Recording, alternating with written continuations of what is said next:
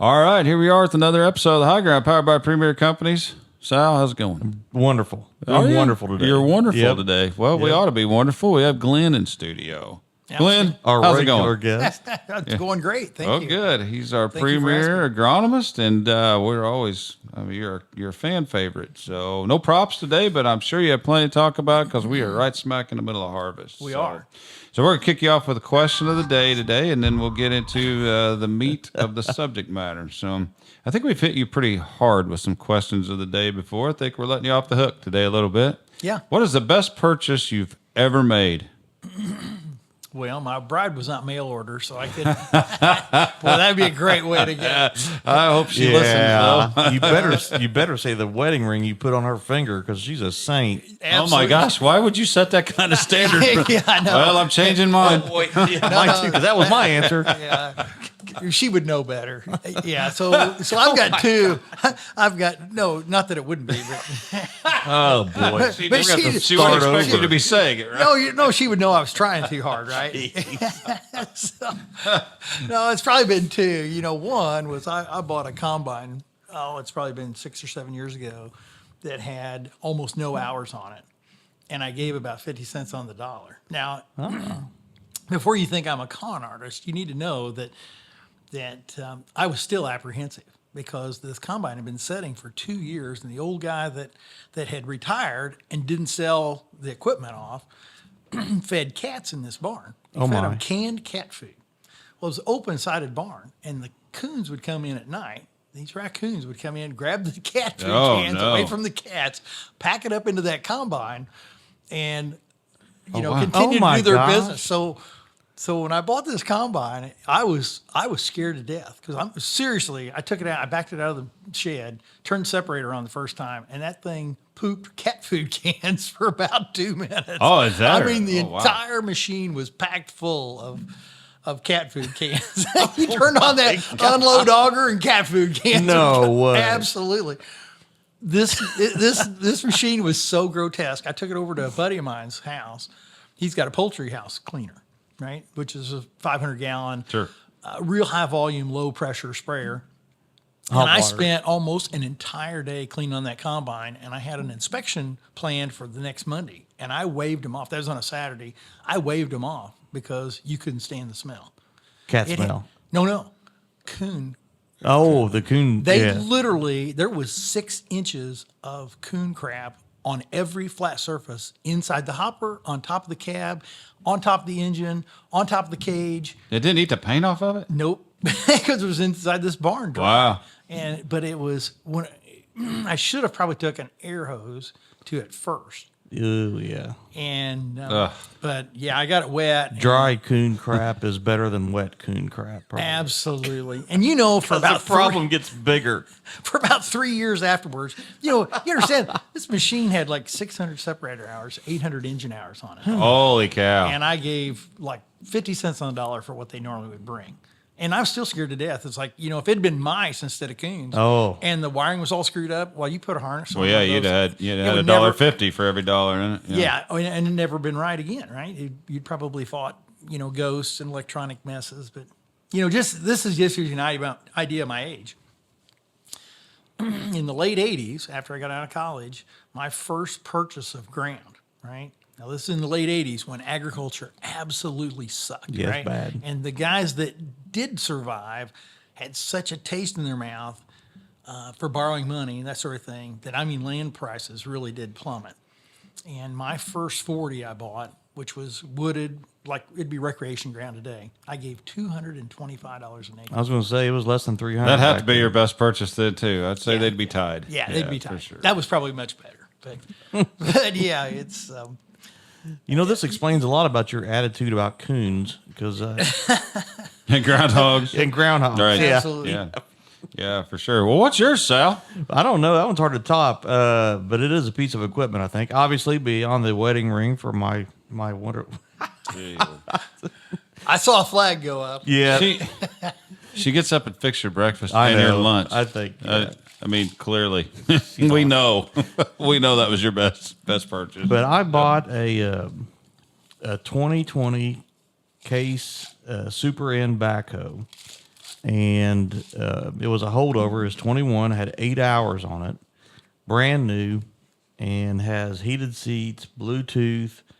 It is just awesome. It's got the what's it called, an air ride, where it doesn't bounce down the road. It takes all the bouncing out of it. Ride control. Yeah, ride control. That's right. Yeah. It's got a thumb and a clamshell bucket. It's got a thumb on the back, clamshell. And funny story, the first day I got it, they just delivered it, and Kim came down, and she was on the way to go pick up Kate over at school. And I was like, well, I'll go get her. And I'm only about 2 miles from the school. So I drove that new backhoe down there. And in the pickup line, if you've ever been to a pickup line, and she was probably, I don't know, 6th grade, right, or 5th grade. And in the pickup line, it was like minivan, SUV, minivan, backhoe, minivan, SUV. And so I get up there to pick her up, and she walks out the door, and she just stopped. Yeah. And she's like, oh, my. And she didn't know what to do, but Yeah. she had to Turn go around, home. Go back in. And I got a picture of her. We ought to put it on the so that the viewers see it. But she had a terrible face. She was not happy to be picked up in a backhoe. No. But it is a wonderful. I should have drove it to work today. I love it. Well, I don't have anything nearly as good as you guys, but it was a piece of equipment. I felt like it was a good answer to you guys. I'm going first next time. But we bought in 2001, and that was when we had our first child. But in 2001, I bought a 2001 John Deere Gator used, Oh, and we still have it. And I mean, we've been through Razors and Rangers and 4-wheelers, and this thing has absolutely outlasted all of them. Got a 25-gallon sprayer in the back of it, and a push button dump bed, and it's just it hits a key and it just goes regardless of whether it's 10 below or whatever. Best purchase I've ever made. Probably the one vehicle that has been the constant for the last 20 plus years around that place was that Gator. So huh. it's a good one. I mean, it only run about 8 miles an hour, and it's got 10 horsepower, but it's pretty Just decent keeps on machine. going. It's Oh, got a mine. push button dump. Even back then, 2001. Yep. That would have been pretty rare back then. Want to I buy it? think. You wouldn't sell it. You kind of want to buy it. No. I mean, it doesn't have ride control, but it's something. Do you ever think maybe it outlasted the others because it's the last one you want to drive? I don't know. I can tell you one thing though. My son had a 4-wheeler that cost a whole lot more than this Sure. Gator did. That he buried it in the woods while he was off on Christmas break in the mud. And I couldn't get the Razor down there, and they couldn't get a pickup down there. They couldn't get a tractor because it was just tight on this little. Took that Gator back there, locked the rear differential because it's just 2-wheel drive, and pulled that 4-wheeler right out. Really? Yeah. I mean, it's earned its keep. Sure. So I'm not selling John Deere Gators, but if I were, it'd be a legitimate sales. So Glenn, back to you. We got 2 minutes left. Yep. That's, sorry. So, right. It's been good to see you. And so harvest update. What are you seeing? Obviously, we're hearing a lot out of the field. Confirm it for us. Yeah, well, it's all over the board. There are some really good soybeans again this year, and what's maybe been disheartening to me is it's not all. I love it when we raise big crops intentionally, and and when those folks that did the right things are rewarded excessively, right? That's what I like to see. I don't know if it's unfortunately or fortunately, this year there's been some really big soybean yields posted, even where they didn't practice any, very special management. Let's put it that way, right? We had the right environment. We didn't have a lot of disease early because it was dry, and that really helps keep foliar diseases at bay, things like Septoria and Cercospora and FELS. And then when we got into August, when, which is the month when soybean yield is, the story of soybean yield is really written in August, then we started getting some weather and wasn't excessive. And the result is some really, really fantastic soybean yields. Good. And in fact, some of my best looking beans have been maybe my most disappointing, right? They just got 2 rank. I thought they were plenty thin when I planted them. I was like, are they ever going to come up out of the cover crop? When they finally made it out of the cover crop, and then in August, they just went berserk. And now there are these gigantic rank things. Even at 100,000, that was too many plants where we had the fertility and where we had just ideal conditions.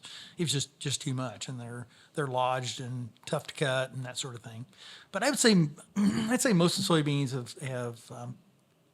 have been pretty easy cutting. They went from 14, 15% moisture down to about 10 overnight.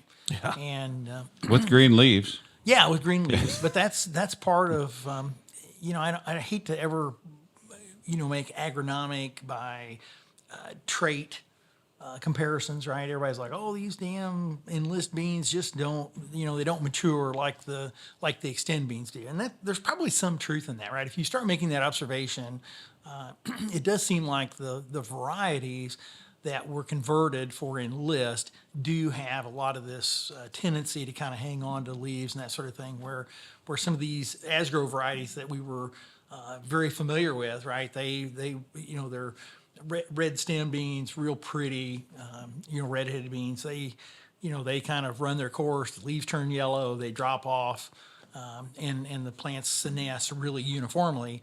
There's no question in the Enlist lines they have this tendency to senesce or mature more ununiformly, right? But that being said, when it comes to performance, just looking at them almost every time, I would give the advantage from looking at them to the Xtend lines, and yet when it comes to performance, it looks like there's little or no difference, Really? right? So yeah, they've all been really, really good. So whether you're an Enlist fan, whether you're an Xtend fan, I would say that both of them, if you pick the right varieties, they have lots of top end yield potential, and we're seeing that this year, right? Now, genetic gain is on soybeans has probably always been there, but now that we're managing them better, we're really realizing that genetic gain. That is like in the last 3 to 4 or 5 years, it has been consistent and substantial. Absolutely, right? it is absolutely substantial. Right, it's something you can see. It's quantifiable, right? When you have whole farm averages that are in the not just in the 60s, but now up into the 70s and higher, then you know that it's real. On corn, I can tell you that most of the folks are pleasantly surprised, right? Not that everybody's got 220, 260 bushel corn. I know there's some corn here locally that is in excess of 250 bushel, and those guys are tickled to death. But even the guys that are raising 190 to 200 bushel corn, oftentimes are still tickled because they had maybe inclement environmental conditions, right? And it's not it's not east versus west, right? If you go far enough west, right, you get into Illinois. Southern Illinois this year was crazy dry, and yet they're still raising some corn that's well in excess of 200 bushel, right? They're not in that 250 range, but they got a lot of 200 bushel corn. All genetics? Oh, no, there's no question. Almost, yeah. I don't qualify that. Well, that drought tolerance is clearly something that we talked about several years ago, back when I was still on the road, which is a long time now. But obviously the hybrids are better. Yep. They have to be better. Yep. That's what I thought you meant. And then yeah. I thought, well, maybe I better listen to the question closer. Yeah. You're absolutely correct. There is a lot of genetic gain in corn has come from our ability to manage at higher populations. So you understand, as you increase the plant population on corn, you dramatically increase the stress on that crop, right? And if you planted the hybrids of 30 years ago at the populations we do today, and actually had the kind of drought stress that we have now, they would absolutely fall apart. There's no question, right? So how the guys in white coats have increased yields through genetic gain is not by making individual plants yield more. It's by manipulating them to make the same yield, right, per plant, and then manage that stress, right? They have really bred in stress tolerance to the point where we can raise 34,000 plants, get in suboptimal conditions, and the plants still put on a normal sized ear. That is really what has changed so dramatically. And then the other thing that's really changed, and we've talked about this before, is around kernel depth, right?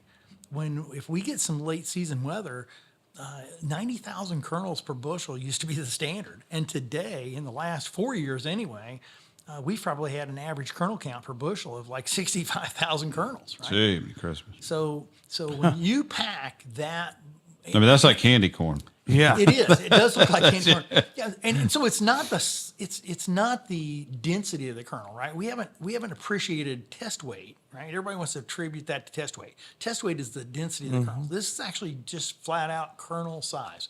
So when I was in college, I was corrected once, and I've never forgot it, right? Glenn, a kernel is a kernel is a kernel, right? So you got to jump into this test weight versus yield thing. Is that what we're getting ready Yep. to do? Let's do Are we it. getting ready to do this? No. Fight, Oh, come on. That'll make Trust the me. comments. Yeah, let's split the audience right in half. Go ahead. Yeah, well, yeah. Do you want test weight? Do you want yield? Absolutely. I'll make a couple extra. I'd rather have yield every time, right? And so there's nothing wrong with having good test weight. You can get a lot more on a truck, but most of the time, you look at the trucks that go down the road today. I almost use that as our purchase, right? Our purchase question was around what's your best purchase. My first semi wasn't a bargain by any stretch, but when I went from a straight truck and bypassed the whole 10-wheeler thing to a semi, I thought it was excessive. But man, it's a game changer. A good friend of mine, he consults me on equipment, and his thing on equipment is you should never trade, you should never change equipment unless it is a step change. And that's really the way, semis were for straight trucks. It was a step change going past 10-wheelers. Went from wagons to straight trucks to semi. Yeah, to semis, right? And it's a step change, and it makes a huge difference in how fast you can harvest and the amount of time. Of course, some of the other things that have changed is it's, elevators don't stay open until 10 o'clock at night either, right? And used to, the days were a lot longer. Today we catch up with the dryers. We plug our facilities pretty darn quick, and because we can manage so much, it's the equipment today is absolutely phenomenal. How much it will harvest per hour. You start looking at the acres per hour.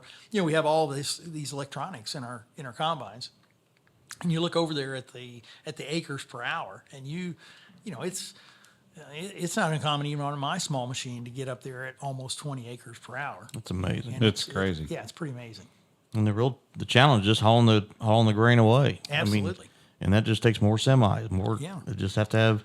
It's not as easy as it used to be. You used to be able to start by yourself, right? You'd have the gravity bed wagons parked down at the end of the field, and you could just start. But now you've got to have semis and grain carts, and you got to have help lined up. Yeah, well, you've traded one set of challenges for another, right? Now it's logistics it's about, trying to keep it all coordinated. And it's also a big deal when you go to move down the road, right? There's a reason why people don't want to farm patches, because by the time you move the combine, then you got to move the head, because you don't drive down the road with a 35-foot table or a 40-foot table anymore. And then you got to take the grain cart, and then you got to move the semis, and then, it's on and on and on. But It gets to be a thing. yeah, and that's obviously not for our customers, right? They all know these things. This is for the folks that are listening that are not really involved in agriculture. But it's a lot of equipment, a lot of logistics, and there's a lot of risk, right? If you are not involved in agriculture and you're driving down a 2-lane road that's hilly and you can't see ahead and you're driving, 60 plus miles an hour, by all means, this time of year, slow down, because it's amazing we don't have daily accidents with farm equipment, because, and I'm not saying the farm equipment is completely without fault, because they are taking up almost the entire road. But you can have a flagger out in front of you with their flashers on and then waving their arms. Yeah, they'll go right around you. And people go right around them at 60 miles an hour, and it's really, really, it's perilous out there. I was doing that last year. I was trying to help, right? And I was trying to flag and had my arm out the window, and this nice older couple just waved back at me and kept on coming. Exactly. They're just like, oh, hi, and they waved. And I was like, no. They probably talked about you after they went by. Well, it's a friendly young man right there. Yeah, absolutely. That generation's a lot nicer than what I thought they were. So, Glenn, what surprised you this year as you've seen in harvest so far? I mean, we talked about the yields. Obviously, yields are really good. But I mean, something. Have you seen anything that you're just like, man, I didn't expect that? Yeah, there's been several things that have surprised me. We, we kind of validated this year that the flutriafol molecule, which is an active ingredient in Xyway, that it actually does have some crown rot control, right? That's one of the things we've asked for that data. Well, we don't have it. And then, suddenly there's like, oh yeah, we control crown rot. And you kind of got the feeling, well, is this oh yeah. See, that's a ticket.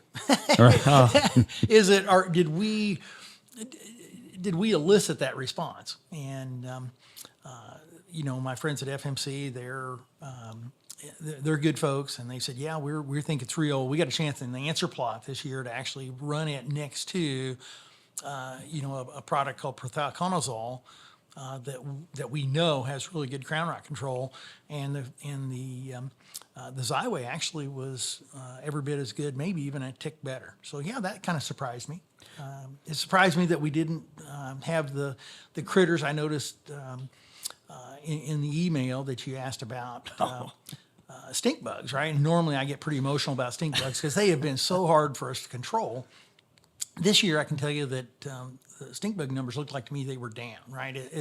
That'll teach them. They've been watching the podcast. They're like, I'm done jacking with that guy. There you go.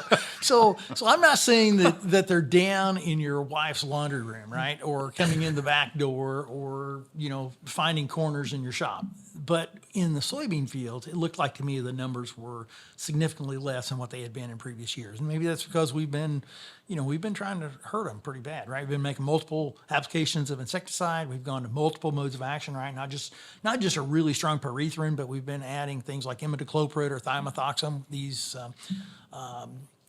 systemic, right? They're systemic insecticides. Neonics is the family that they're in. Using that to actually help control them, but for whatever reason they were reduced this year, and maybe that's part of the reason why our yields are a little higher. Yeah. It's amazing on the non-irrigated, especially around here, out close to Cortland, here in south central Indiana.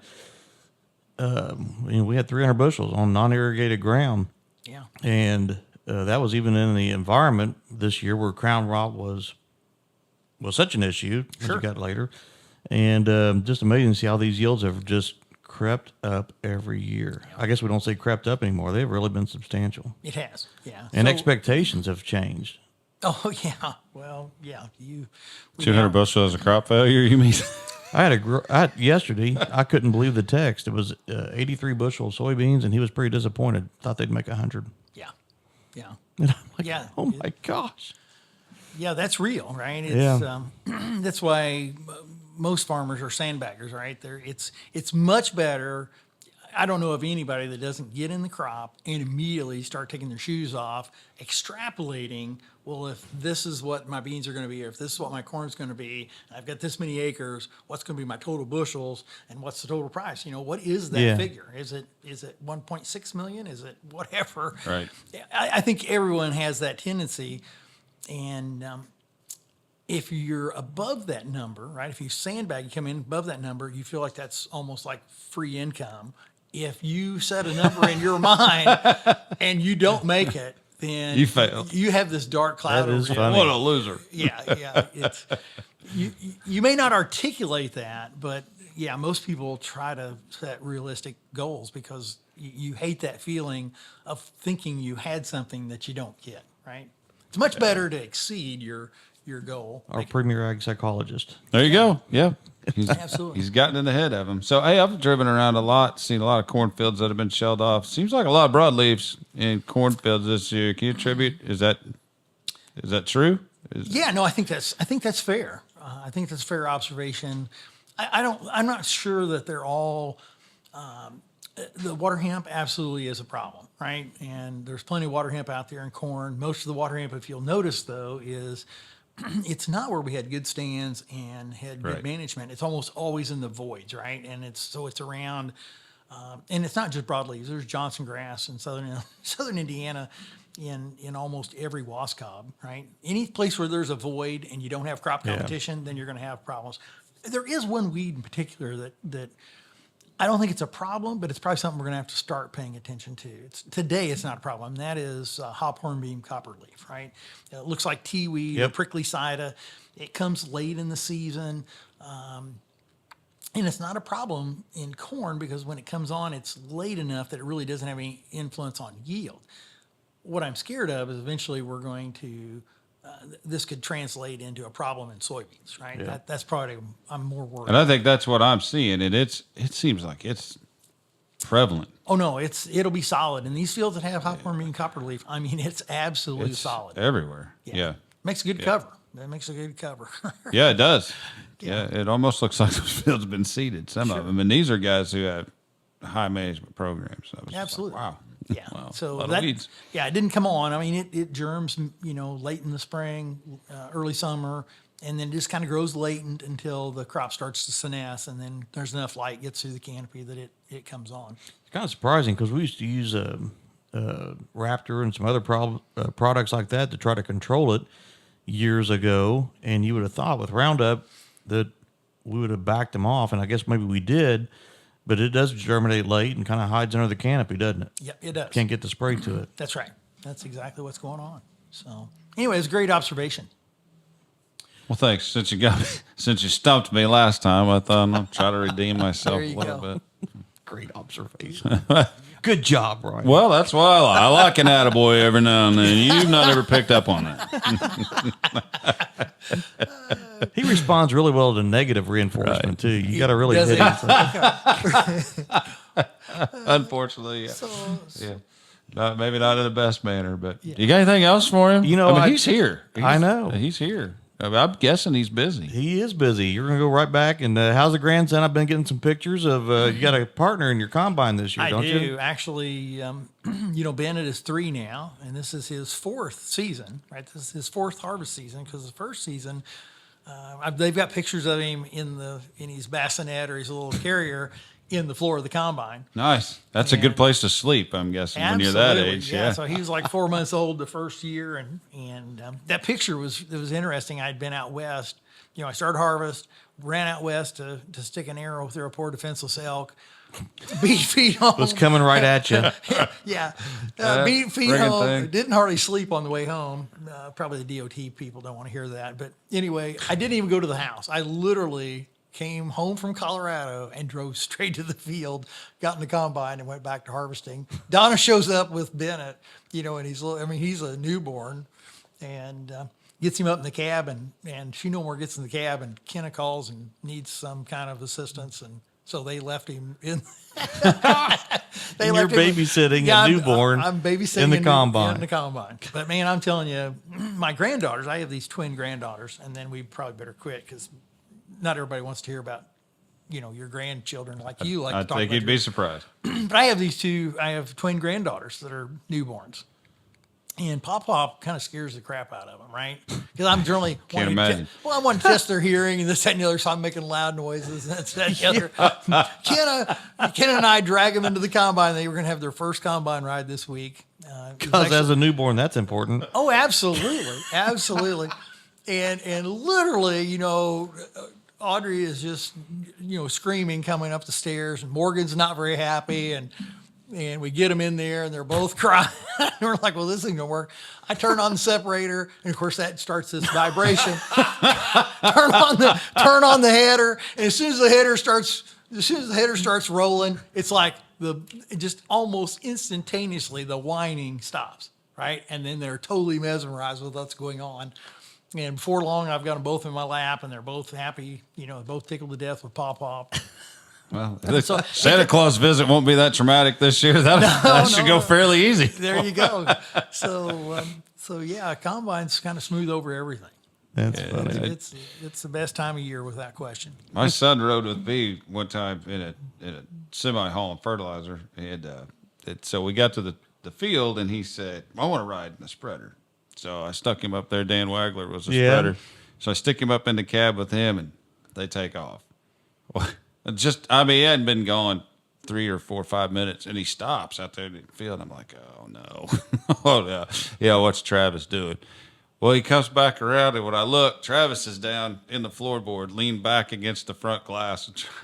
Dan said, "Bet he just went to sleep." Just like really? So he said I had to pull him out of the buddy seat. He said, "I got him down there and sort of got him propped up." That's where he rode until we emptied that truck, and it was time to go. Then he got out of there and come back down with me. So he probably doesn't even remember riding in one, but.